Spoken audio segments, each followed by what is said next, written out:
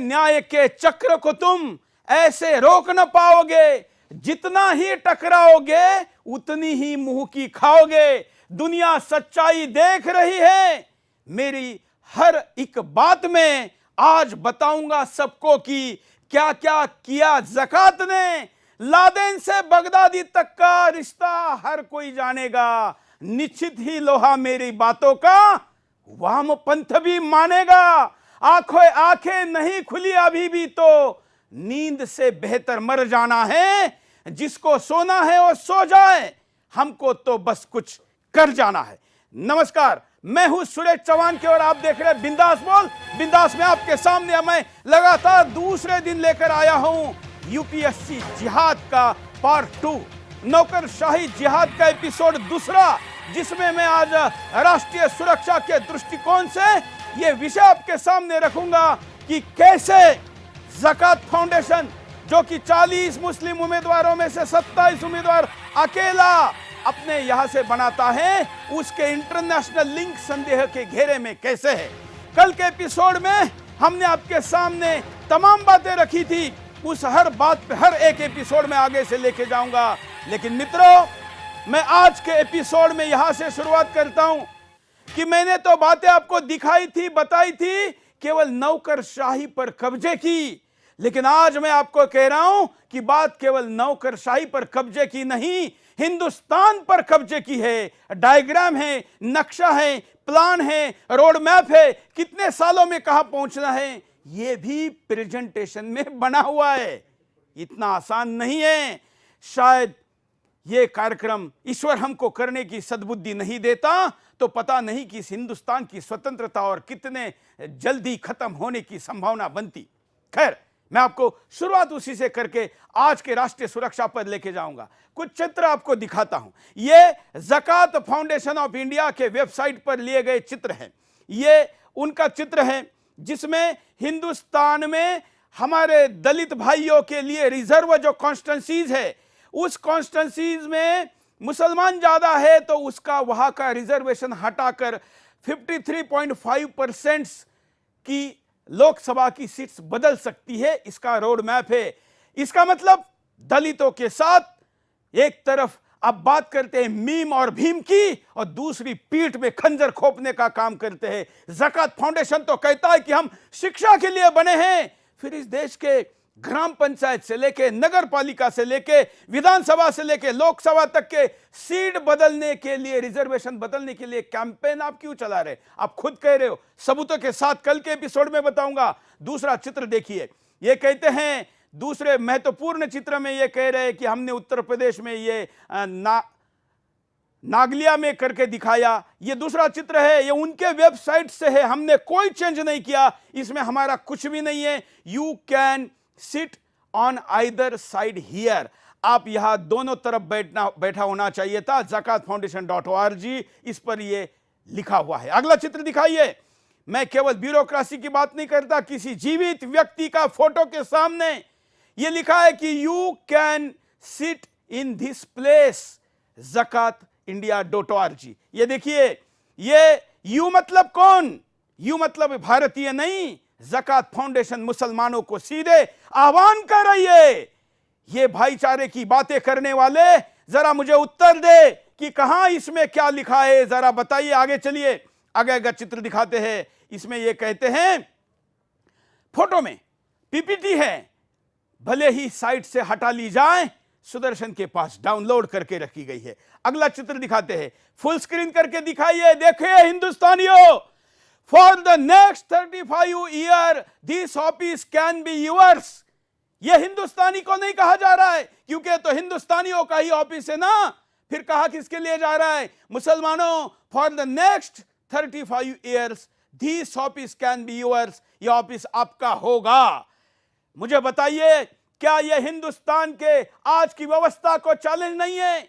यह नौकरशाही नहीं, हिंदुस्तान के कब्जे के प्लान की दिशा में कैसे जाता है, कल विशेष एपिसोड करूंगा। लेकिन आज के मुद्दे पर आते हैं। आज मैंने आपके सामने कल बताया था कि आज मैं आपके सामने लेकर आऊंगा कि ज़कात फाउंडेशन कैसे, इतने स्टूडेंट बनाने वाला फाउंडेशन कैसे अंतरराष्ट्रीय पैन इस्लामिक नेटवर्क के साथ जुड़कर इस देश के लिए सुरक्षा का भी मुद्दा हो सकता है। इनके द्वारा निकलने वाले स्टूडेंट को जो आज आईएएस आईपीएस बन चुके हैं, उनको तात्काल प्रभाव से मैंने सस्पेंड करने की बात क्यों की, नए लोगों को परीक्षा देने से रोकने के लिए क्यों कहा, आज मैं आपके सामने सब कुछ रखूंगा। ये 4 महत्वपूर्ण फोटो जिसका कल केवल उल्लेख किया था, इसके इर्द गिर्द आज का पूरा ये नेटवर्क है। ये पहला है Zakat Foundation of India, direct indirect link Muslim Aid Pakistan, Khalid Latif chairman ISI, मतलब पाकिस्तान की सबसे खतरनाक, विश्व की सबसे खूंखार ऐसी एजेंसी जो हिंदुस्तान को तोड़ने के लिए तमाम बातें कर रही है। वो क्या कहती है इस चित्र में? ये जो 3 कनेक्शन मैंने दिखाए हैं, ये सबसे महत्वपूर्ण कनेक्शन, ये मुस्लिम एड यूके और Zakat Foundation of India, Syed Zafar Mahmood, हम इनके लिए कुर्सी खाली रखे हुए हैं। आज हमने इनको चैलेंज आह्वान किया था, निमंत्रित किया था, लेकिन ये आए नहीं है। और आज हमारी टीम इनके घर पे है, इनके ऑफिस पे है, मैं उनको भी दिखाऊंगा। ये सैयद जफर महमूद मनमोहन सिंह के ओएसडी है, लेकिन मनमोहन सिंह के ओएसडी, हिंदुस्तान के कई लोगों को ओएसडी तो पता ही नहीं क्या होता है, तो ऑफिसर ऑन स्पेशल ड्यूटी। ये खाली चेयर जो रखी है, ये खाली चेयर हमने इनके लिए रखी है। अभी तक कोई भी ज़कात फाउंडेशन से हमारे पास नहीं आया है, अभी भी आता है तो स्टूडियो में बिठाएंगे। उनके कार्यालय के बाहर हमारी टीम है, उनको भी जरा दिखाइए। और इनके घर के बाहर भी हमने टीम भेजी है, फोन किए हैं, मैसेज किए, ईमेल किए, कोई सहभागिता नहीं। केवल कोर्ट में जाकर चिल्लाने वालों, अगर हिम्मत है, सत्य है और गलत नहीं किया है तो आइए ना, बात करिए, क्या डर है? कोई बात नहीं, अभी अगले 50 मिनट तक ये कार्यक्रम चलेगा, कभी भी जुड़ जाओ। हम आपसे संवाद करना चाहते हैं क्योंकि सबूतों का पूरा सब कुछ हमारे पास है। आगे बढ़ते, अगला स्लाइड दिखाते हैं। 4 स्लाइड के इर्द गिर्द आज का ये पूरा कार्यक्रम जाएगा। यह है जाकिर नाइक, आतंकवादियों का नायक, अल कायदा, तालिबान, उसके बाद IS, उसके बाद हमास, उसके बाद ये कनेक्शन कैसे सेट होता है। इतनी बड़ी बात मैं चैनल पर कह रहा हूं तो क्यों नहीं आपको इस डायरेक्ट इनडायरेक्ट लिंक के ऊपर सफाई देने के लिए आने की बात कर रहे हैं? क्यों नहीं आ रहे हैं? वेबसाइट पर सफाई दे रहे हैं और चैनल पर आने से डर रहे हैं, टाल रहे हैं, क्यों? अगली स्लाइड। ये महत्वपूर्ण तीसरी स्लाइड। जाकिर नाइक, जफर हुसैन कुरैशी, ये एक ही कंपनी में कैसे डायरेक्टर थे और यही कैसे डायरेक्टर है। और जो लिंक है Zakat Foundation India, Zakat Foundation India International, 9 साल जाकिर की कंपनी का डायरेक्टर, मतलब 3285 दिन जो व्यक्ति जाकिर के साथ रहा, कंपनी में डायरेक्टर रहा, अर्थात 78,000 घंटे। जिस जाकिर के 15 मिनट के वीडियो देखने पर लोग आतंकवादी बनते हैं, ऐसा बांग्लादेश कहता है, उस जाकिर के साथ इनके कनेक्शन के ऊपर बात करने से मौन क्यों, डर क्यों, टाल क्यों रहा है, भाग क्यों रहे हैं? अगला महत्वपूर्ण और एक कनेक्शन है जो आपको समझना चाहिए, और वो है IS के साथ के कनेक्शन के लिए ये लिंक। ये मैं विस्तार से बताने जा रहा हूं, बस ये समझ लीजिए कि आज के शो की हेडलाइंस है IS, Zakat Foundation America, Zakat Foundation of India को पैसा मिलता है ज़कात फाउंडेशन ऑफ अमेरिका से, ज़कात फाउंडेशन ऑफ अमेरिका का लिंक है बगदादी से। ये मैं नहीं, अमेरिका की तमाम बड़ी बड़ी संस्थाएं कह रही है, वहां के सरकारी बैठकों में इसके सबूत दिए जा रहे हैं, और उसके 2400 से ज्यादा सबूत हमारे पास लिंक के साथ उपलब्ध है। सैयद जफर महमूद, हिंदुस्तान के एक बड़े नौकरशाह जो मनमोहन सिंह के दाहिने हाथ बनकर PMO में प्रधानमंत्री कार्यालय में थे। ये अगला लिंक, al Qaeda, Taliban, Islamic Foundation, Medina Trust, UK embassy पर हमले के कनेक्शन में मदीना ट्रस्ट, और फिर नीचे देखिए मदीना ट्रस्ट का पैसा। मैं आपको प्रूफ दिखाऊंगा, बैलेंस शीट दिखाऊंगा, मैं इस देश के गृह मंत्रालय के वेबसाइट से निकाला हुआ डाटा का आंकड़ा दूंगा, कौन से बैंक अकाउंट में पैसा आया यह भी बताऊंगा। मदीना ट्रस्ट पैसा देता है ज़कात फाउंडेशन ऑफ इंडिया को, और मदीना ट्रस्ट है इस्लामिक फाउंडेशन से जुड़ा हुआ। इस्लामिक फाउंडेशन है अल कायदा का जो तालिबान से जुड़ा हुआ। इतना बड़ा नेक्सस, एक चित्र भी पूरे वर्ल्ड का भी दिखा सकते हैं कि पूरे विश्व का कैसा ताना बाना कौन से संस्थाओं से पीएससी ट्रस्ट से जुड़ा हुआ है वो भी हम दिखा सकते हैं, जिससे कि आपको पता चले जो विश्व का ये पूरा पैन इस्लामिक नेटवर्क हिंदुस्तान के नौकरशाही में लोगों को घुसाने वाली संस्था से कैसे जुड़ा हुआ है, और हिंदुस्तान पता करे, जाने समझे कि हिंदुस्तान की सबसे बड़ी व्यवस्था आज कैसे किस चंगुल में फंसने की संभावना है।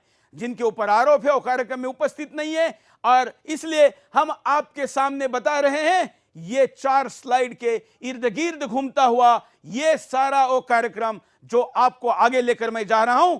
थोड़े देर में आपको वर्ल्ड वाइड पूरा एक नेक्सस भी दिखाऊंगा, लेकिन अभी शुरुआत करते हैं ज़कात फाउंडेशन ऑफ ज़कात इंडिया क्या है। ज़कात फाउंडेशन इंडिया क्या है, देखिए। ज़कात फाउंडेशन ऑफ इंडिया क्या है? ज़कात फाउंडेशन ऑफ इंडिया को 1993 में बनाया गया। ज़कात फाउंडेशन ऑफ इंडिया का मुख्य उद्देश्य सरकारी नौकरियों में भर्ती करने के लिए मुस्लिम युवाओं को कोचिंग के माध्यम से सहायता देना है। ज़कात फाउंडेशन मुस्लिम युवाओं को देश के कोने कोने में कोचिंग देता है। ज़कात से 2009 से 2019 तक 119 लोग आईएएस, आईपीएस, आईआरएस और दूसरी अन्य सरकारी सेवाओं में मुस्लिम युवा भर्ती हुए हैं। और यही नहीं, 2020 में यूपीएससी में चयनित होने वाले 40 मुस्लिम छात्रों में 27 मुस्लिम छात्र ज़कात फाउंडेशन के फेलो रहे हैं, जो पिछले 11 सालों में सबसे ज्यादा है। अब बात करते हैं ज़कात फाउंडेशन ऑफ इंडिया से जुड़े लोगों की। ज़कात फाउंडेशन ऑफ इंडिया के फाउंडर प्रेसिडेंट हैं सैयद जफर महमूद। सैयद जफर महमूद स्वयं एक आईआरएस ऑफिसर रहे हैं, और ये वही सैयद जफर महमूद हैं जो डॉक्टर मनमोहन सिंह के ओएसडी रहने के अलावा पीएमओ में स्ट्रक्चर कमेटी के इंचार्ज भी रहे हैं। ये सब कुछ ज़कात फाउंडेशन है, जिस ज़कात फाउंडेशन के ऊपर ही पूरी शक की सुई जा रही है। ज़कात फाउंडेशन के ऊपर हमने दिखाई हुई जानकारी के कुछ चित्र भी आपको साथ में दिखाते हैं, लेकिन उसके पहले मैं चलता हूं हमारे साथ। ये वाला चित्र देखिए, ये मुस्लिम एड इंडिया, इसको जरा छोटा करके पूरे विश्व का नेटवर्क भी दिखाते हैं कि ये देखिए क्या क्या जुड़ा हुआ है, कहां कहां जुड़ा हुआ है, कैसे कौन सी टीवी, कौन सा चैनल, कैसे जाकिर के फाउंडेशन, जाकिर की इंटरनेशनल कंपनियां, जाकिर की भारत की कंपनियां, जाकिर का ट्रस्ट, जाकिर की परिवार और भारत के अंदर की तमाम संस्थाओं के ऊपर ये एक अंतरराष्ट्रीय रिसर्च करने वाले व्यक्ति इसने बनाया हुआ रिसर्च के आधार पर हम आपके सामने ये चित्र रख रहे हैं। ये डायग्राम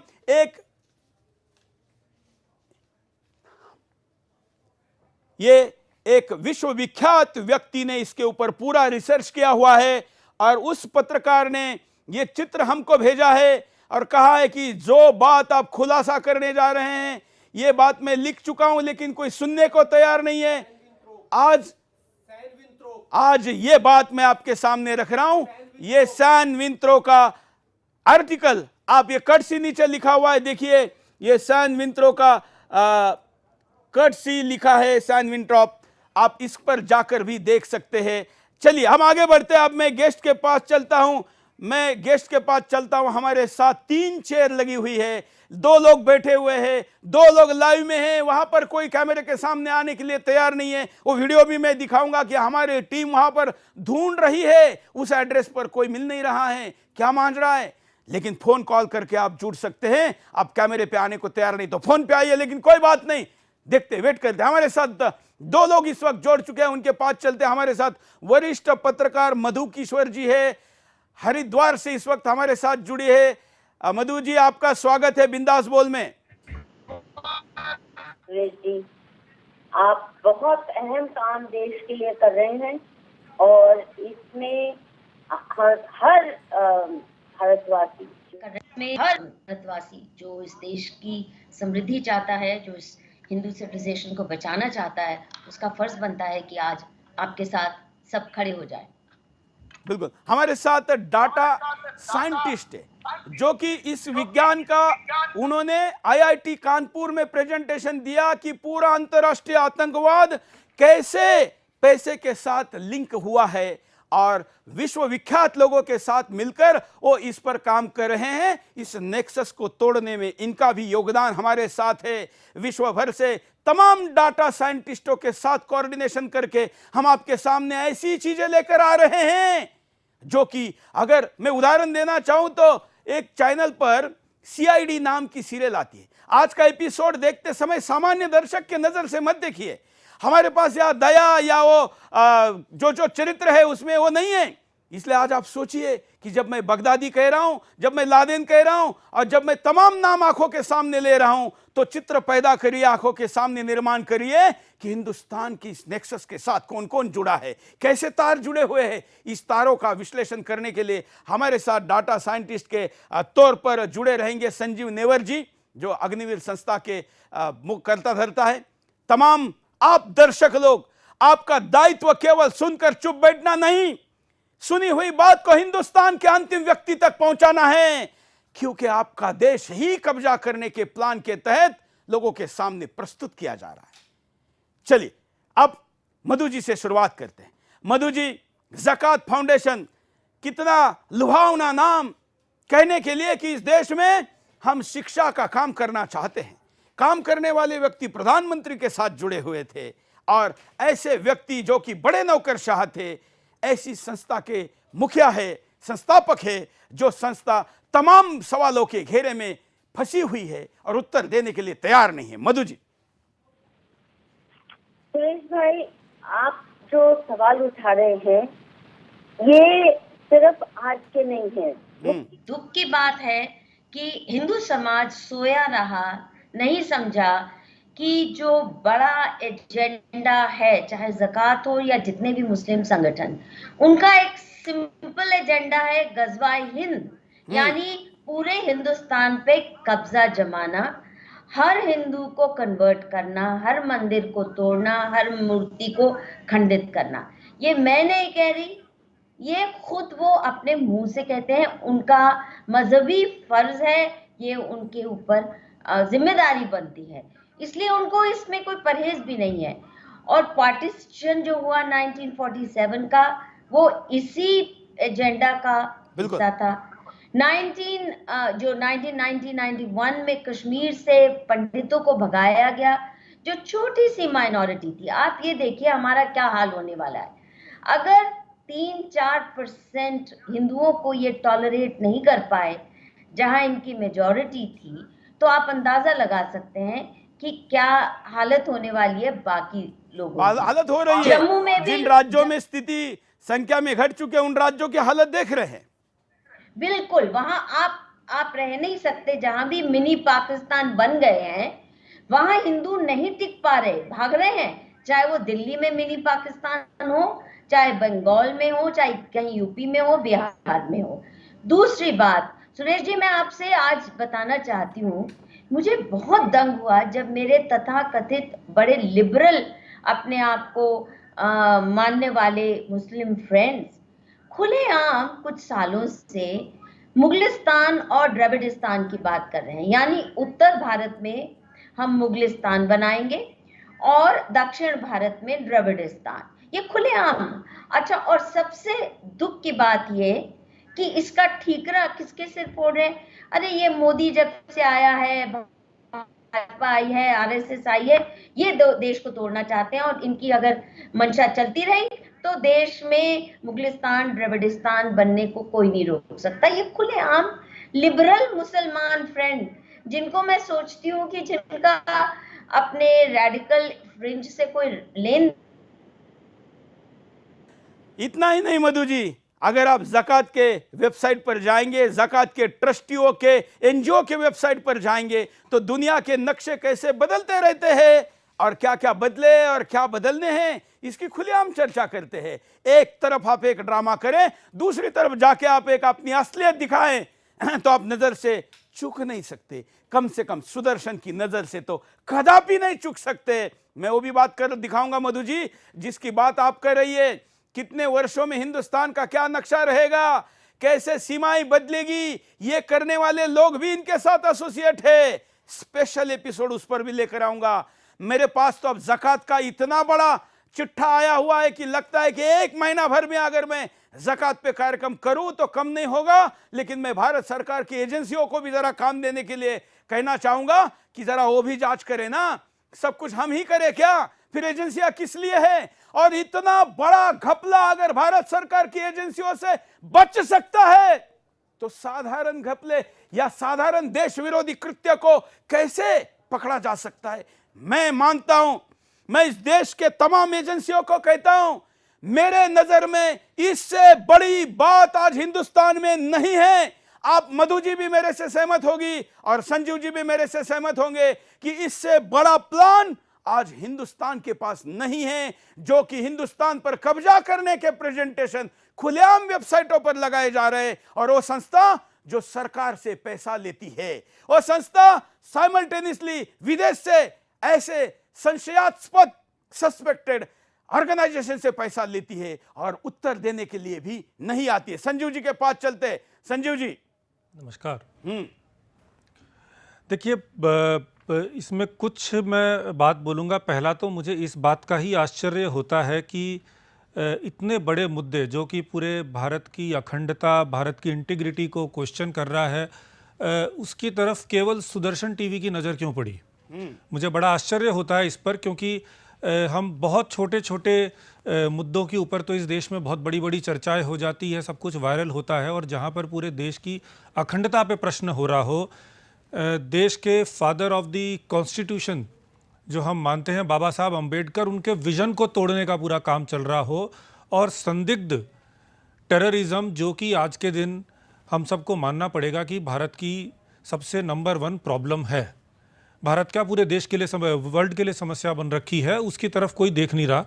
अब मैं इसमें किंतु मैं इसलिए कह रहा हूँ कि आश्चर्य की बात है कि यदि आप, मैं डेटा साइंटिस्ट के हिसाब से बताऊंगा कि डेटा साइंटिस्ट का काम यही होता है कि जो इधर उधर खुदरे डेटा इधर उधर पड़े हैं उनको संजो कर उससे कुछ मतलब निकालने का प्रयास करना।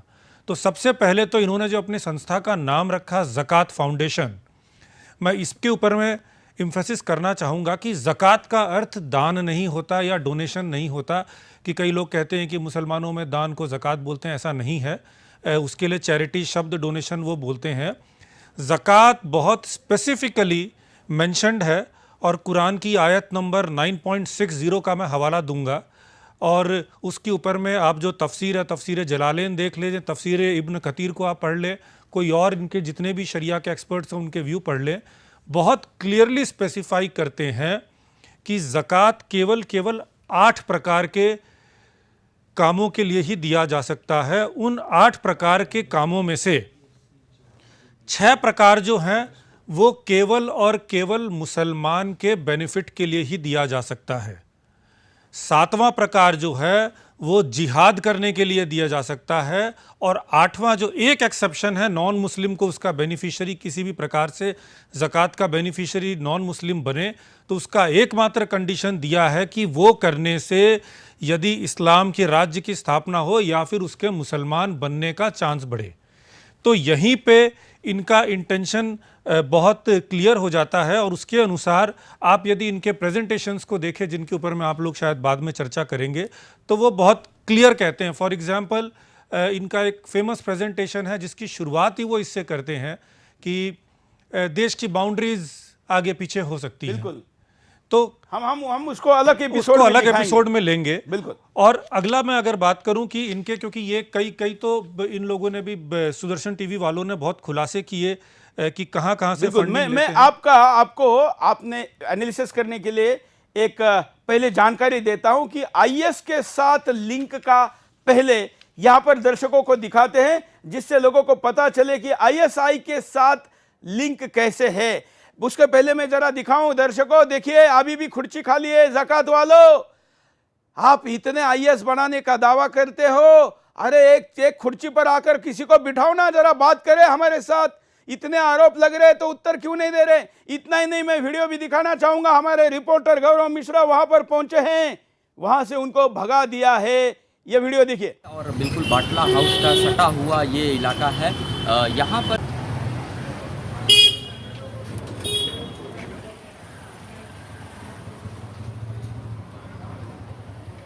ये देखिए ऊपर बोर्ड लगा हुआ है, यहाँ पर भी हमारा रिपोर्टर माइक आईडी भी लेके नहीं जा सकता है।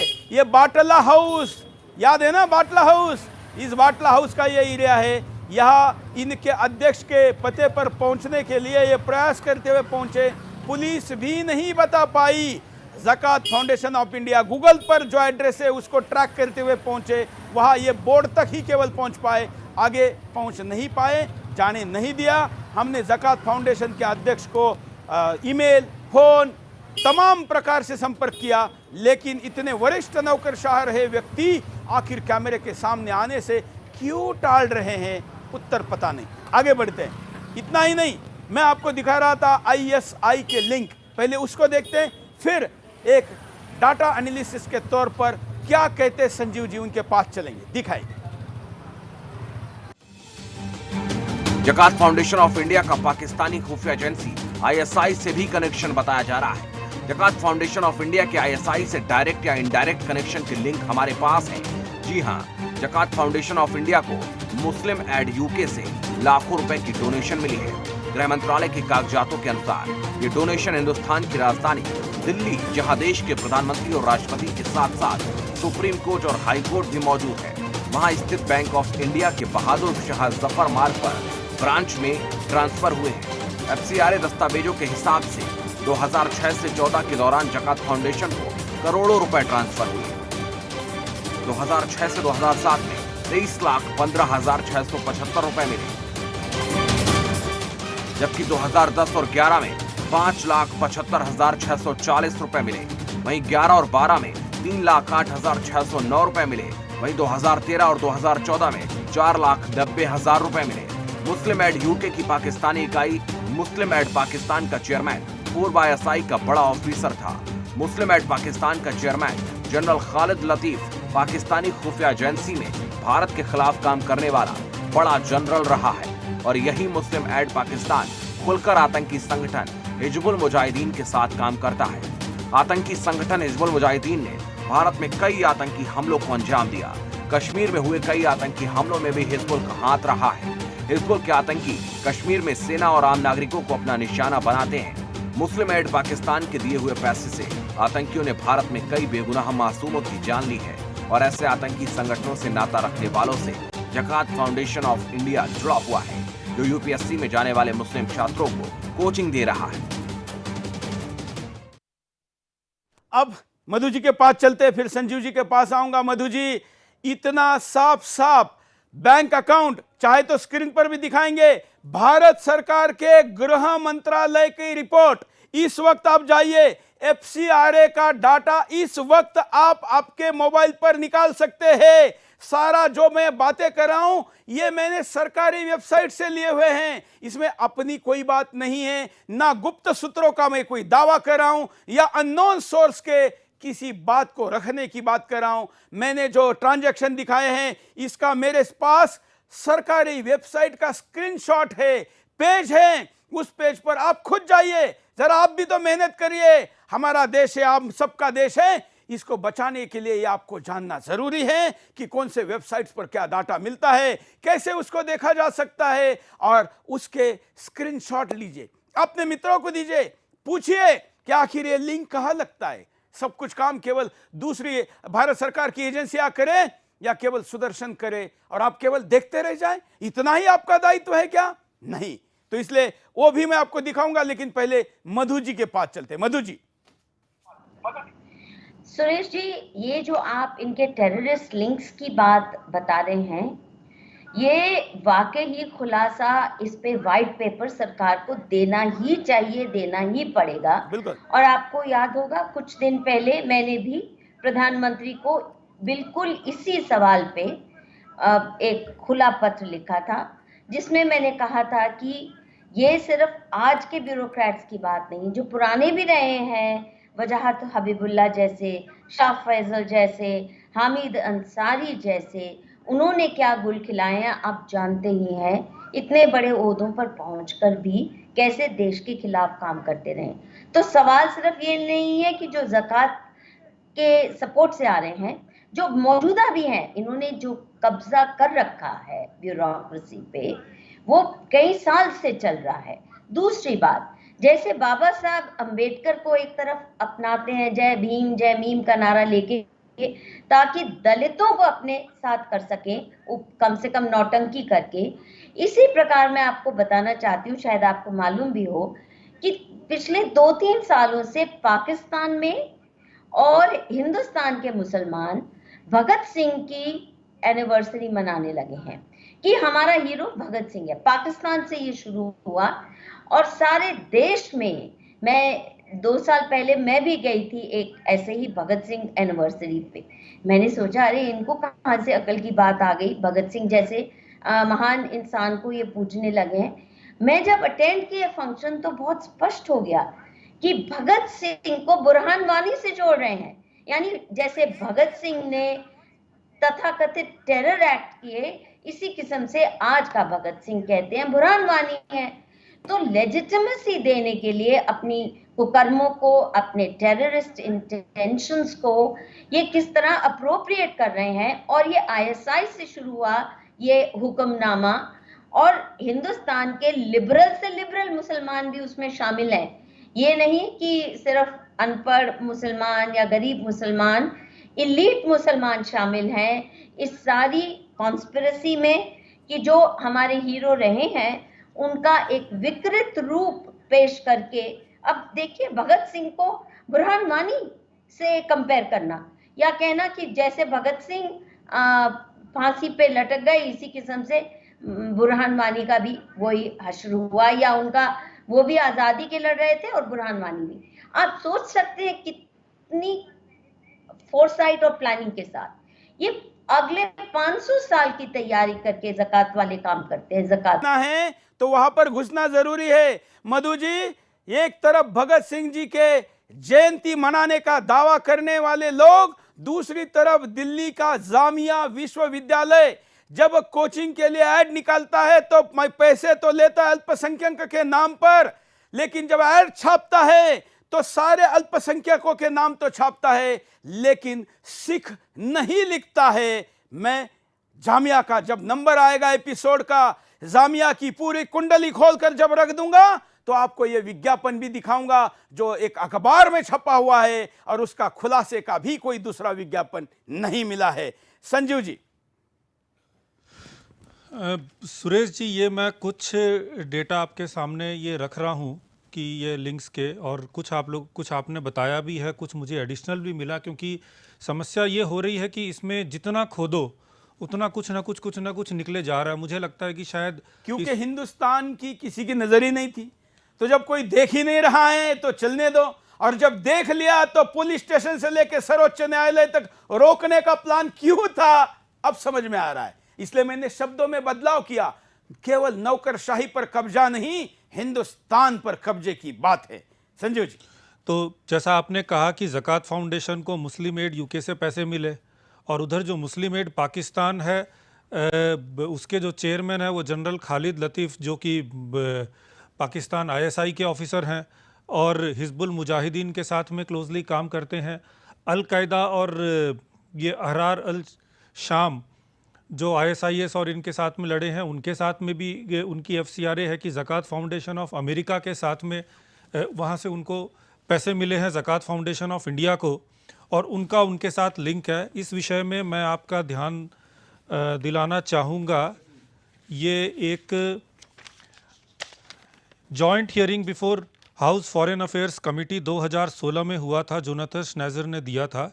ये US की ऑफिशियल बॉडी के आगे sub committee on terrorism, non proliferation and trade and sub committee on the middle east and north Africa. इसमें वो बहुत स्पष्ट रूप से लिखते हैं, मैं इनका कोट करके पढ़ाता हूँ। ये ज़कात फाउंडेशन अमेरिका जिनसे पैसा मिलता है, ये लिख रहे हैं, finally there is a Zakat Foundation, the foundation's executive director is Khalil Demir, और Demir signed this form for a group designated in 2002 for funding al-Qaeda Benevolence International Foundation. Zakat Foundation was a platinum sponsor of AMP's 2014 and 15 conference. ये AMP जो है ये Palestine के area में आतंकवाद को फैलाने वाली ऑर्गेनाइजेशन है, तो इसके वो थे, इन्होंने इसके साथ में इनके लिंक है। ये खलील देमीर साहब जो हैं, ये इनके ऊपर में जो ये जो ग्लोबल एक बॉडी है फाइनेंशियल एक्शन टास्क फोर्स, इन्होंने कुछ कुछ सर्वे किया और इनका नाम शायद आया तो इन्होंने बहुत ओपनली क्रिटिसाइज़ किया कि ये FATF जो है ये एक इस्लामोफोब से ग्रसित संस्था है, क्योंकि ये खलील देमीर साहब के लिंक्स, क्योंकि ये जितने भी वर्ल्ड भर में प्रोमिनेंट ऑर्गेनाइजेशंस है आतंकवाद वाले, इनको पैसा देते रहते हैं। इनके एक और मित्र है जिनका आपने नाम बहुत ब्रीफली बताया था, तो उनके बारे में भी मैं कुछ बताना चाहूँगा। वो एक यूएस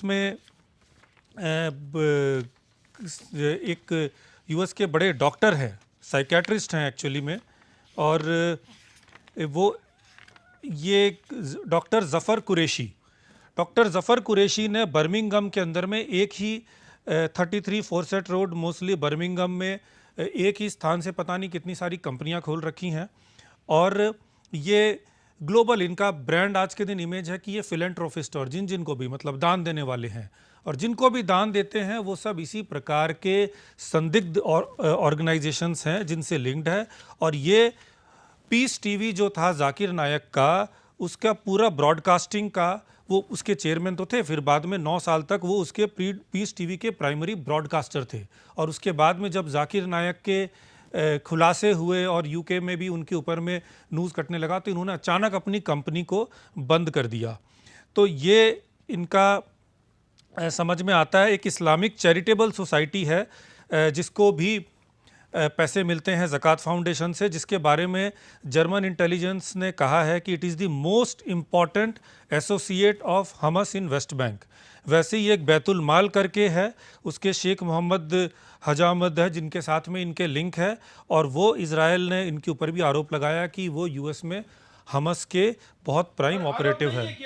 केवल आरोप नहीं है, सबूत है, लिंक है, डॉक्यूमेंट है, डॉक्यूमेंट पब्लिक के ऊपर अवेलेबल है। मैं भारत सरकार की एजेंसियों को पूछता हूं, ये डॉक्यूमेंट आप क्यों नहीं देख रहे हैं? अगर हम गलत है तो हमको गलत बताइए, और अगर सही है तो गद्दार को अपने बिल से निकालकर जेल के कोठरी में डालिए।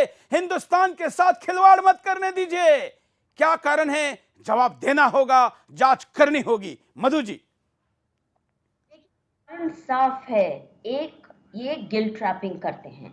जरा सा नाम लो किसी बात का जहां आउटराइट क्रिमिनल एक्टिविटी है। आप देखिए, सोहराबुद्दीन जैसे टेररिस्ट को जब एनकाउंटर में मारा गया तो इन्होंने कैसे उसको हीरो बना दिया, और कितने साल जो मौजूदा अभी हमारे होम मिनिस्टर हैं उन तक को जेल में पहुंचाया। आप सोचिए कितनी गहरी पैठ है।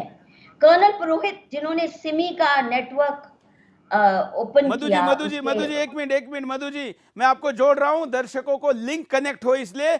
आज के होम मिनिस्टर को हिंदुस्तान के वर्तमान लौह पुरुष, भारत सरकार के गृह मंत्री अमित शाह जी को जेल में डालने वाला अधिकारी का भी लिंक मैं यहां खुलासे में लाने वाला हूं।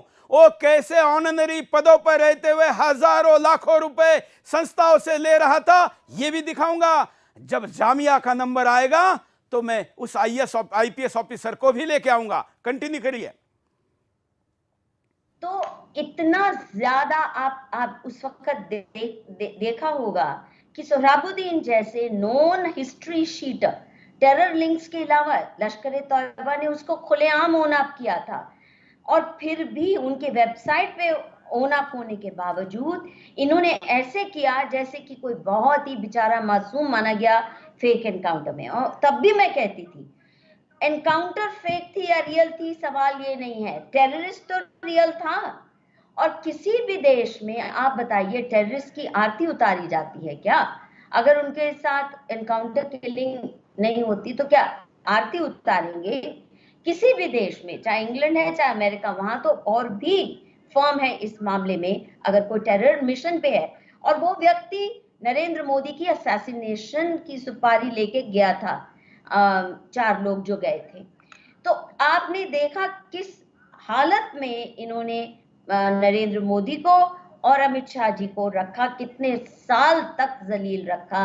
क्यों? क्योंकि एक टेररिस्ट को, एक टेरर नेटवर्क को उन्होंने स्मैश किया। इसी प्रकार कर्नल पुरोहित के साथ जो हुआ, एक मिलिट्री इंटेलिजेंस का बहुत ही काबिल अफसर जिसने सिमी के जो स्लीपर सेल है उनको क्रैक किया, उनकी सारी जानकारी प्राप्त की। और आप जानते ही हैं 8 साल तक बिना चार्जशीट के किस तरह बेरहमी से उनको मारा गया, पीटा गया, टॉर्चर किया गया, और अभी भी उनका केस खारिज नहीं हुआ। ये क्यों हुआ? क्योंकि किसी ने कोशिश की इनको एक्सपोज करने की या इनसे टक्कर लेने की।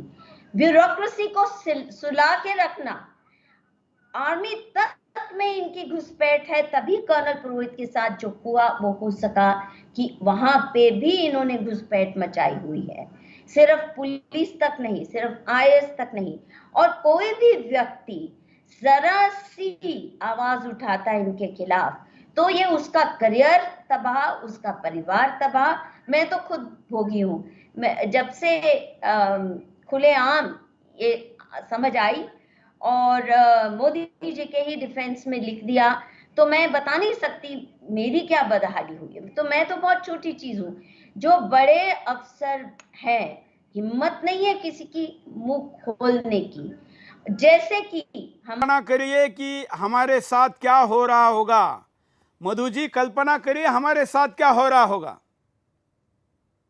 एक मिनट और करने दें, और तभी मैं भी कुछ भी हो आपके इस मुहिम के लिए झाड़ू पोछा भी करने को तैयार हूं, क्योंकि आपने बहुत ही अहम सवाल उठाया है जो हमारे फ्यूचर सर्वाइवल से जुड़ा है।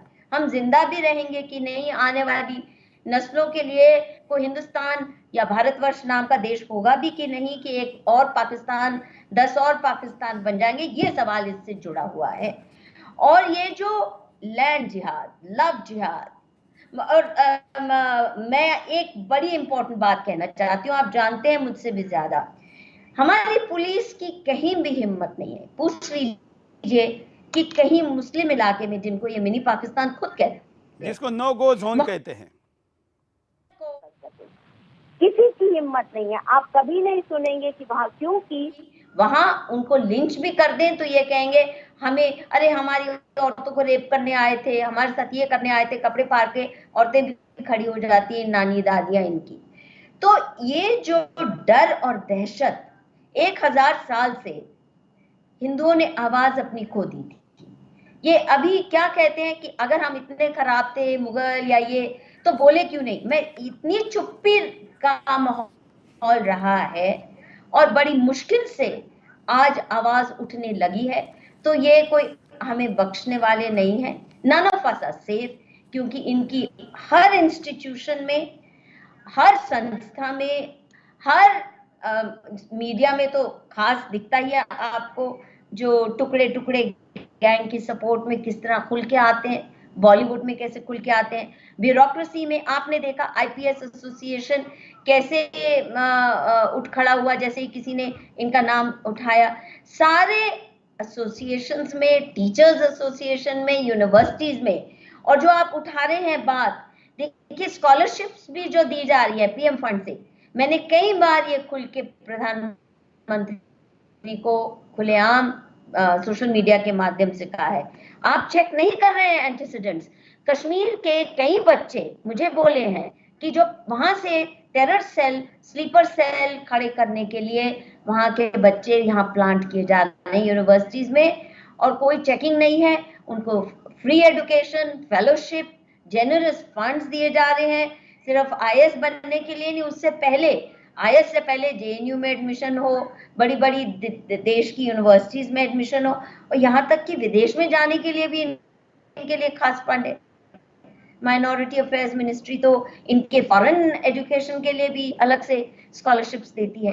तो इन्होंने हर चीज पे कब्जा, और हमारे दिमागों और दिलों पे भी जो कब्जा कर लिया, मैं सोचती हूँ कि वो पहले जिस दिन दिल और दिमाग से इनका कब्जा और दहशत जो है, आज इतनी दहशत है, कोई खुल के बात मैं भी करती हूँ तो मेरे परिवार वाले भी डरते हैं कि अरे तुम कैसी बात कर रही हो, तुम्हें पता है क्या हो सकता है तुम्हें। तो ये बहुत बड़ा षड्यंत्र है और बहुत ही हम खतरे में इस वक्त गुजर रहे हैं। अब मैं आपके सामने स्क्रीन पर होम मिनिस्ट्री का कागज दिखा रहा हूं। क्योंकि सब लोग गूगल करके वेबसाइट पर जाके शायद नहीं देख सकते, स्क्रीन पर दिखाइए। होम मिनिस्ट्री पर जो वेबसाइट FCRA के साइट पर डाउनलोड है ये कागज है, ये कागज जिसमें ट्रांजैक्शन दिखाए गए हैं, डेट, टाइम, सब कुछ, कितने रुपए आए। मुझे समझ में नहीं आता, एक तरफ कहा जाता है कि फोन पर बात करते हुए भी अगर आपने कोई सस्पेक्टेड शब्द बोल दिया तो टेलीफोन आपका रिकॉर्ड कर लेगा वॉइस सर्च में जाके, दूसरी तरफ इंटरनेट पर जाने वाले ऐसे ऐसे शब्दों को डिटेक्ट करके उसको सस्पेक्टेड लिस्ट में डाला जाता है, ऐसा कहा जाता है। ये तो होम मिनिस्ट्री के वेबसाइट पर लगे हुए कागजात में इन एनजीओ के नाम हैं या तथाकथित एनजीओ के नाम हैं जिनका लिंक पाकिस्तान से लेकर बड़ी बड़ी ऑर्गेनाइजेशन के साथ है जो कि पूर्णतः संदेह के घेरे में हैं। मैं समझना चाहता हूं कि आखिर ये किसी के सर्च में, ये किसी के रिसर्च में या किसी के पकड़ में क्यों नहीं आए। आगे बढ़ते हैं, जाकिर नाइक के तरफ चलते हैं कि जाकिर नाइक का इसके साथ क्या लिंक है। देखिए, फाउंडेशन ऑफ इंडिया के जाकिर नाइक से लिंक चौंकाने वाले हैं। वही जाकिर नाइक है जिसे आतंकियों का आका कहा जाता है, जो भारत छोड़कर भाग गया है। जी हां, नाइक जकात फाउंडेशन ऑफ इंडिया से जुड़ा है। Zakir Naik Islamic research foundation international UK का डायरेक्टर है, तो सैयद जफर महमूद जकात फाउंडेशन ऑफ इंडिया इंटरनेशनल का डायरेक्टर। जाफर हुसैन कुरैशी जाकिर नाइक की इस्लामिक रिसर्च फाउंडेशन इंटरनेशनल का 9 साल तक डायरेक्टर भी रहा। जफर हुसैन कुरैशी सैयद जफर महमूद की जकात फाउंडेशन ऑफ इंडिया इंटरनेशनल का आज भी डायरेक्टर है। जाकिर नाइक और सैयद जफर महमूद के बीच सबसे बड़ी कड़ी यही जफर हुसैन कुरैशी रहा है। जाकिर नाइक के साथ 9 सालों तक काम करने वाले की मानसिकता क्या होगी और भारत के प्रति उसकी सोच कैसी होगी, आप समझ सकते हैं। जिस जाकिर नाइक के छोटे से भाषण से हजारों युवा आतंकी बन जाते हैं। मुस्लिम युवा दूसरे समुदाय के लोगों का गला काटते हैं। ऐसे में वो आदमी जो जाकिर नाइक के साथ 3285 दिन और 78,000 घंटे साथ रहा हो, उसकी सोच क्या होगी, अंदाजा लगाया जा सकता है। यही आदमी कुरैशी सीधे जकात फाउंडेशन ऑफ इंडिया से जुड़ा है। ऐसे में जकात फाउंडेशन ऑफ इंडिया के पैसों से यूपीएससी की कोचिंग लेने वाले मुस्लिम युवाओं की सोच कैसी होगी, आप खुद सोच सकते हैं। अब मैं लेके चलता हूं आपको जकात फाउंडेशन ऑफ इंडिया का जो ऑफिस है, जो उनके साइट पर एड्रेस है, वहां पर हमारी रिपोर्टर खड़ी है, चौंकाने वाली बात बताने वाली है। जरा देखिए, पहले आपको ये उनके वेबसाइट के ऊपर लिखा हुआ एड्रेस बताता हूं, दिखाइए। ये जकात फाउंडेशन ऑफ इंडिया के वेबसाइट पर लिखे हुए एड्रेस, ये जकात फाउंडेशन ऑफ इंडिया का ऑफिशियल वेबसाइट है। इस वेबसाइट पे मैं कांटेक्ट पे जा रहा हूँ और एड्रेस को ढूंढ रहा हूँ। लेकिन पहले जब हम इसको खोलते थे तो इसमें एड्रेस दिखता था, लेकिन अब यहाँ पे कोई एड्रेस नहीं है। सिर्फ एक कॉन्टैक्ट अस करके एक फॉर्म है जिसमें नाम, फ़ोन नंबर, ईमेल और मैसेज के लिए एक जगह है। सारी चीज़ें पहले थी, अब एक साजिश के तहत जो है फिर से उसे हटा लिया गया है वेबसाइट से। अब हम आपको जो एड्रेस गूगल पर अवेलेबल है उसके आधार पर हमारी रिपोर्टर वहां पहुंची है, उसका रिपोर्ट लेते हैं। हाँ बोलिए आंचल, बताइए। आपको दिखाना चाहूंगी यहाँ पर ये 14 जनपुरा बी और मथुरा रोड, न्यू दिल्ली, जो कि निजामुद्दीन का एड्रेस है। और सबसे बड़ी चौंकाने वाली बात यहाँ पर ये है कि देखिए, ये जो क्रिश्चियन मिशनरी, जो क्रिश्चियन स्कूल है, उसमें ये जकात फाउंडेशन चल रही है। मैं कैमरामैन को बोलूंगी, देखिए दिखाए, यहाँ लिखा हुआ है Christian institute for the study of religion and society. तो आप खुद अंदाजा लगाइए कि इस मतलब जो क्रिश्चियन मिशनरी वाले जो स्कूल है, इसके अंदर जकात फाउंडेशन का ऑफिस है। और जब हमने यहाँ के गार्ड से जब हम पड़ताल कर रहे थे ग्राउंड जीरो पे, हमने उनसे जानकारी ली तो बताते हैं कि आज ये जकात वाला जो ऑफिस है ये बंद है, आप अंदर नहीं जा सकते और मंडे आप यहाँ पर आ सकते हैं। तो यहाँ देखिए, चौंकाने वाली बात ये है कि ईसाइयों के साथ मिलकर ईसाई बिल्डिंग के अंदर ये जकात फाउंडेशन चल रहा है। यहाँ पर मैं आपको दिखा रहा हूँ, देखिए ये पूरी तरीके से ये सबूत है जो कि दर्शा रहे हैं कि ईसाई बिल्डिंग के अंदर और ईसाई स्कूल के अंदर जो है वो ये पूरा का पूरा स्कूल चल रहा है। और सबसे बड़ी बात यहाँ की देखिए, कुछ लोकल लोग भी हमारे साथ में है, उनके पास चलती हूँ, उनसे बात करती हूँ। मैं आपसे जानना चाहूंगी, ये जो ऑफिस है, आप इसके बारे में आपको क्या जानकारी थी, कितने साल से चल रहा था और कब से यहाँ था? देखिए, साल का तो मैं कह नहीं सकता, लेकिन हमें ये यहाँ पे जकात फाउंडेशन है, जफर महमूद साहब हैं, और ये क्रिश्चियनों के साथ अंदर ग्राउंड फ्लोर पर ऑफिस है, लेकिन ये आज बंद है। हमने देखा, अभी आप देख रहे थे, जैसे हम आपको देख रहे हैं कि बंद है ये। काफी देर हमने देखा कि यहाँ चलता है, लेकिन ये पता नहीं कब से चल रहा है, ये मुझे मालूम नहीं। देखिए, एक बात ये भी उठती है कि ईसाइयों के ऑफिस में जकात फाउंडेशन चल रही है, इसकी जानकारी जो है वो किसी को भी नहीं है। हम पड़ताल करते तब हमें पता लगता है कि जब हम 1 घंटे से पड़ताल कर रहे हैं कि ईसाई स्कूल के अंदर, जो कि रिलीजन और सोसाइटी को लेकर बनाया गया है, ईसाई मिशन भी इसको बोला जा सकता है, उसके अंदर ये फाउंडेशन चल रहा है। देखिए, असल में हमें जहाँ तक ये नॉलेज है, हम यहाँ के लोकल हैं, तो ये भी दोनों मिलके यूपीएससी के बच्चों के लिए तैयारी कराते हैं, जो वो भी जकात फाउंडेशन से अपना जो भी फंड इकट्ठा करते होंगे। लेकिन यहाँ पर होना, एक साथ होना, ये हमारे को खुद हमें समझ में नहीं आता। अच्छा, ये जो यूपीएससी का जो एंट्रेंस होता है और जो आपने बताया जकात फाउंडेशन जो है, इसमें हम एक सवाल उठा रहे हैं कि इसको पारदर्शिता होनी चाहिए, वो नहीं है।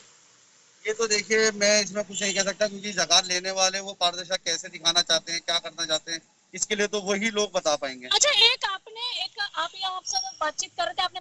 चलिए, हम हमारे रिपोर्टर को वापस बुला लेते हैं, क्योंकि 1 घंटे के करीब का समय हुआ है, लेकिन दोनों जगह पर कोई मिलने को तैयार नहीं, बल्कि जगह ही मिलने को तैयार नहीं, और हाइयस बना रहे हैं। देखिए क्या स्थिति है और कैसे इरादों के साथ क्या क्या वेबसाइट से हटाया जा रहा है। समय की कमी के कारण थोड़ा मैं गति देता हूं अपने विषय को, और आपको बताना चाहूंगा कि ISIS के साथ लिंक पर प्रकाश कैसे पड़ सकता है। देखिए, अब आपको हम वो दिखा रहे हैं जो देश के लिए सबसे ज्यादा खतरनाक है। दुनिया में सबसे खूंखार आतंकी संगठन है ISIS, जिसका सरगना है अबू बकर अल बगदादी। इस आतंकी संगठन से भी जकात फाउंडेशन ऑफ इंडिया का डायरेक्ट और इनडायरेक्ट कनेक्शन है। जी हां, दिल्ली का Zakat Foundation of India Abu Bakr al Baghdadi से जुड़ा हुआ है। जकात फाउंडेशन ऑफ इंडिया को जकात फाउंडेशन ऑफ अमेरिका से चंदे के रूप में पैसा मिलता है। गृह मंत्रालय यानी कि FCRA के दस्तावेजों से हमें पता लगता है कि जकात फाउंडेशन ऑफ इंडिया को 2015-16 में 11,32,574 रुपए मिले थे, और ये मिले थे जकात फाउंडेशन ऑफ अमेरिका से। जकात फाउंडेशन ऑफ इंडिया को जकात फाउंडेशन ऑफ अमेरिका से ये पैसा बैंक ऑफ इंडिया के बहादुर शाह जफर मार्ग स्थित ब्रांच के अकाउंट के जरिए मिला। ये सभी दस्तावेज हमारे पास हैं। अब आगे बढ़ते हैं। जकात फाउंडेशन ऑफ अमेरिका का एग्जीक्यूटिव डायरेक्टर है खलील देमिर। जकात फाउंडेशन ऑफ अमेरिका का खलील देमिर बेनेवोलेंस इंटरनेशनल फाउंडेशन का अधिकारी रहा है। बेनेवोलेंस इंटरनेशनल फाउंडेशन को US ट्रेजरी डिपार्टमेंट ने आतंकियों को पैसा देने का दोषी पाया और आतंकी संगठन घोषित किया। बेनेवोलेंस इंटरनेशनल फाउंडेशन ने 2002 में अल-कायदा और चेचन्या के आतंकियों को पैसा दिया था।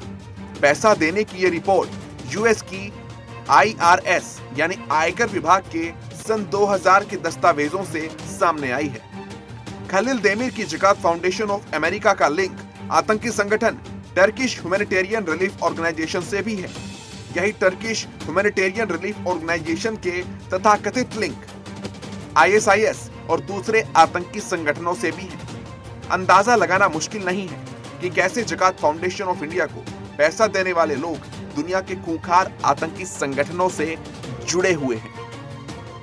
आखिर जकात फाउंडेशन ऑफ इंडिया को ऐसे आतंकी संगठनों से पैसा लेने की क्या आवश्यकता पड़ी? क्या भारत में इन आतंकी संगठनों की जड़ों को मजबूत करने का यह षड्यंत्र है? क्या भारत के युवाओं को भी ISIS आतंकियों की तरह बनाने का षड्यंत्र चलाया जा रहा है? विभिन्न वेबसाइटों, रिसर्चों, अकाउंट और उसमें लगे नामों के साथ जो रेफरेंस दिखाया जा रहा है, इस पर भी हम चर्चा करने को तैयार है कि आखिर तो बताइए कि है क्या। और भागने का मतलब यह भी हो सकता है कि आप शायद इस पर बोलना नहीं चाहते। चलिए, अल-कायदा नाम तो आपको याद होगा ही, होना ही चाहिए। इस शताब्दी में सबसे ज्यादा चर्चा अगर किसी संगठन की हुई होगी तो अलकायदा की हुई है। उस अलकायदा के कनेक्शन पर भी ये रिपोर्ट।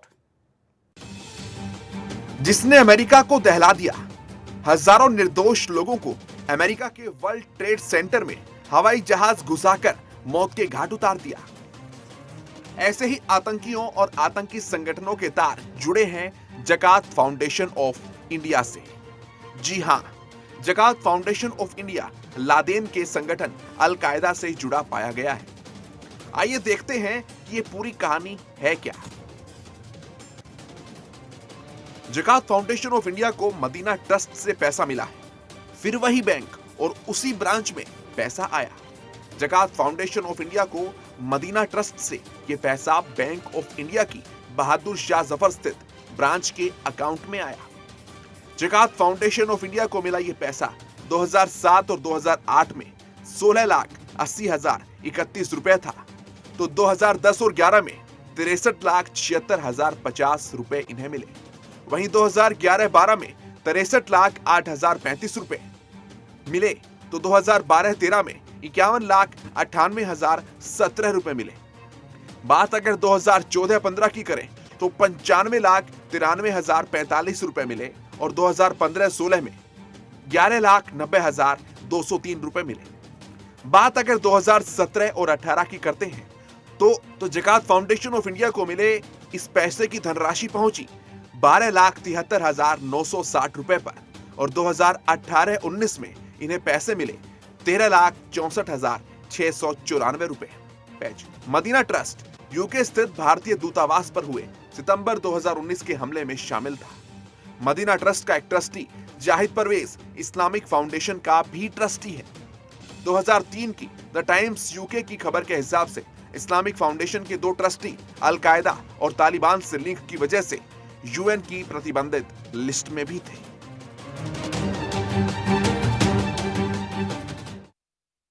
तमाम आंकड़ों में आपके सामने रखे हुए ग्राफिक्स को हम हमारे वेबसाइट पर उन रिपोर्ट के साथ रखेंगे, जिससे कि एक आध शब्द अगर इधर उधर हुआ हो तो फैक्ट चेकर को एक मौका मिलकर इस पूरे हजारों फैक्ट्स में से एक फैक्ट पर उंगली रखने का मौका ना मिले। इसलिए यहां जो हमारी वेबसाइट चल रही है sudarshannews.in, इस पर हम इनके तमाम डॉक्यूमेंट्स को सोमवार से डालना शुरू करेंगे। सोमवार से इसलिए क्योंकि हम डालने के बाद चौकन्ना होने की स्थिति ना हो, इसलिए पहले भारत सरकार को देंगे, बैंक से बात करेंगे। हमारे रिपोर्टर इन तमाम लोकेशन पर, यहां तक कि विदेश में भी इन एड्रेस पर जाएंगे। जो नागरिक पत्रकार हैं, अगर इन देशों में रहने वाले आप भारतीय हैं या जो भी है और इसमें हमारी मदद करना चाहते हैं, तो इन पतों पर आप जाकर हमें दिखाइए कि वहां पर क्या सत्यता है। आगे चलते हैं।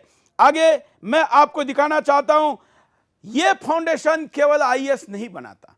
हिंदुस्तान में रोहिंग्याओं के लिए बस्ती बनाने से लेकर तमाम प्रकार के फोटोज इनके वेबसाइट पर है। इतना ही नहीं, जब ये देखिए, ये क्या लिखा है, रिकंस्ट्रक्शन ऑफ दारुल हिजरत बाय जकात फाउंडेशन ऑफ इंडिया अप्रैल मई जून 2018।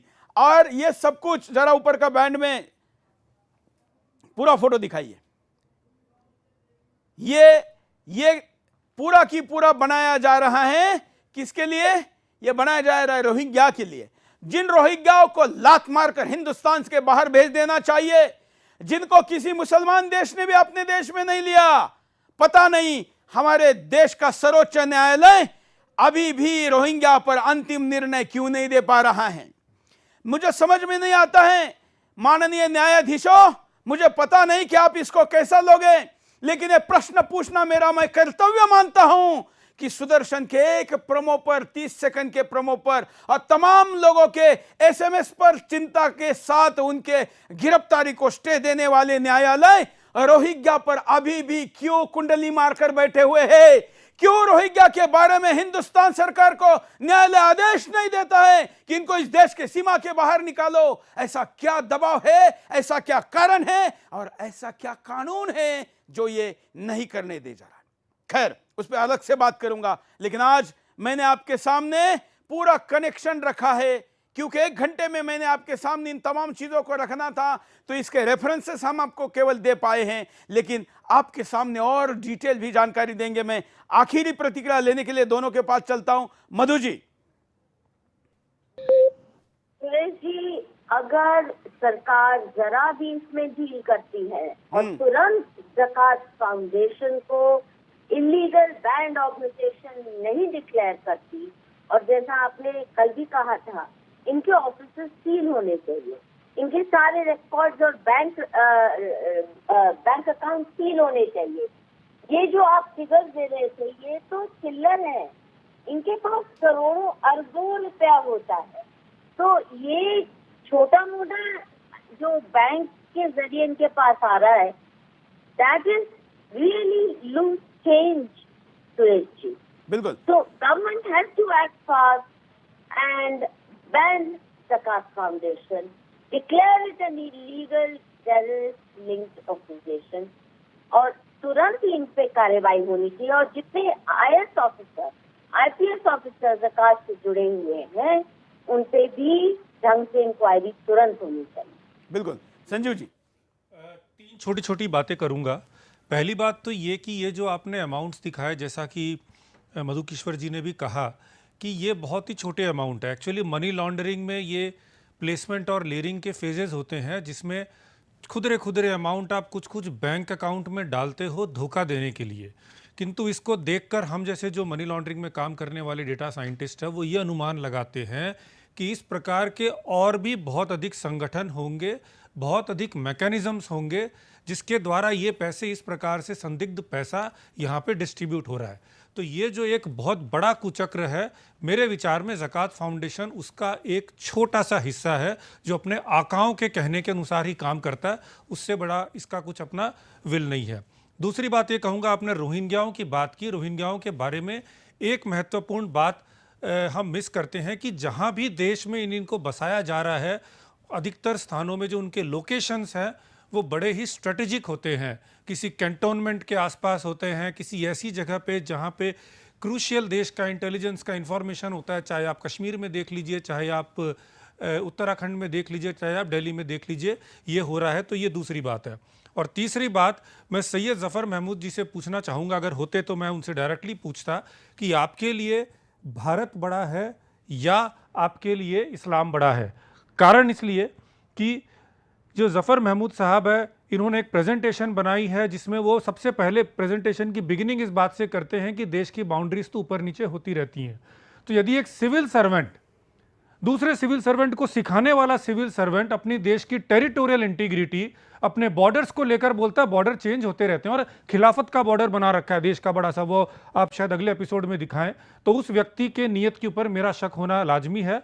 ये एक और उस पे शक गहराता इसलिए है, ये खाली कुर्सी देखिए, ये कुर्सी रखने के बावजूद, संपर्क होने के बावजूद, हमने दूत के द्वारा भी संपर्क किया है। हम छत्रपति शिवाजी महाराज के चेले हैं, ऐसे ही कच्चा काम नहीं करेंगे।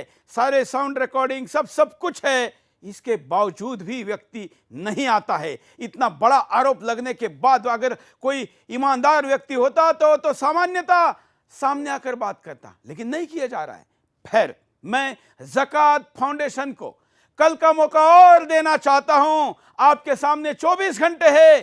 ज़कात फाउंडेशन के अध्यक्ष जहां कहेंगे वहां हमारी टीम आएगी। मैं आने के लिए तैयार हूं। आपका स्टूडियो में तब तक स्वागत है जब तक आप आरोपी साबित नहीं होते, क्योंकि मैं आपके सामने आरोपों की पूरी लिस्ट दिखाऊंगा।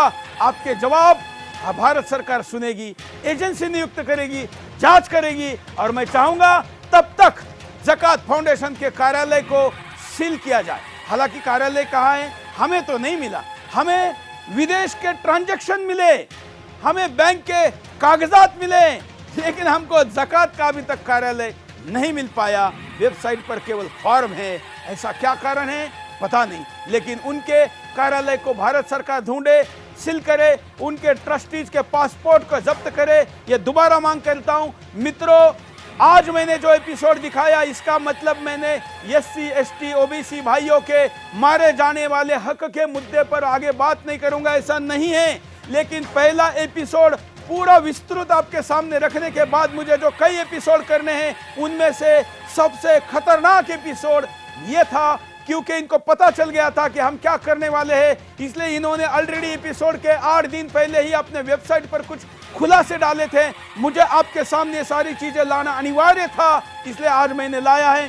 कल भी मैं बताऊंगा, बहुत ध्यान से सुनना मेरे मित्र, खास करके जो जय भीम और जय मीम के नारे में फंस रहे हैं। मैं कल आपको बताऊंगा कि कैसे ज़कात फाउंडेशन हिंदुस्तान के हमारे दलित भाइयों के लिए रिजर्व कॉन्स्टिट्यूंसीज को बदलकर मुस्लिम कैंडिडेट को वहां से चुनकर लाने के लिए योजना बना रहे हैं, ये अपनी वेबसाइट पर डाल रहे हैं। और कैसे इसके द्वारा कहां ग्राम पंचायत, नगर पालिका, विधानसभा और लोकसभा में सीट बढ़ाने की बात हो रही है। प्रेजेंटेशन उन्हीं के साइट से आपको दिखाऊंगा और आपको यह भी दिखाऊंगा कि केवल नौकरशाही नहीं, अब तो देश के ऊपर कब्जे के कैसे नक्शे तक तैयार है। तो ज़कात फाउंडेशन वालों और मेरे खिलाफ ट्वीट करने वाले कामरा से लेके तमाम जो लोग जो 4 दिन मेरे पीछे पड़े थे, अब किसी बिल में छुप गए, क्योंकि उनको पता चल गया है कि सुदर्शन के पास तो ऐसे ऐसे कागजात है कि कभी इनमें से किसी लोगों का एसएमएस भी ट्रैक हो जाए तो उनको भी जेल की हवा खानी पड़ेगी। मेरे खिलाफ वीडियो बनाने वाले बेरोजगार यूट्यूबर पत्रकारों को बल पूछना चाहता हूं, जो कभी प्राइम टाइम के डिबेट करते थे। 2 दिन हो गए, मेरे 2 एपिसोड आ गए, अभी तक आप इस पर बोलने के लिए क्यों तैयार नहीं हैं? क्या हुआ जो मुझे रोकने के लिए आप बात कर रहे थे? दोनों एपिसोड में दिखाए हुए तथ्यों पर आप बोलने के लिए तैयार नहीं है। सुदर्शन के स्टे और तमाम इन विवादों पर खबरें छापने वाले बीबीसी से लेकर हिंदुस्तान के सारे भाषाई अखबारों को मैं कहना चाहता हूं, मेरे एपिसोड से अगर आप सहमत नहीं है, तर्क आपको गलत लगते हैं, कमजोर लगते हैं, तो मेरे खिलाफ लिखिए, कहिए कि आदमी मूर्ख है, यह आदमी ने गलत जानकारी दी, इस पर कार्रवाई करो, मांग करो। नहीं तो मेरा साथ दो, हिंदुस्तान को बचाने के लिए साथ आओ। आप किसी भी राजनीतिक दल के सदस्य होंगे, मुझे कोई आपत्ति नहीं है। राजनीति आप अपनी जगह करिए, राष्ट्रनीति करने वाले हर व्यक्ति का सुदर्शन में स्वागत रहेगा। आज के लिए इतना ही, धन्यवाद, जय हिंद।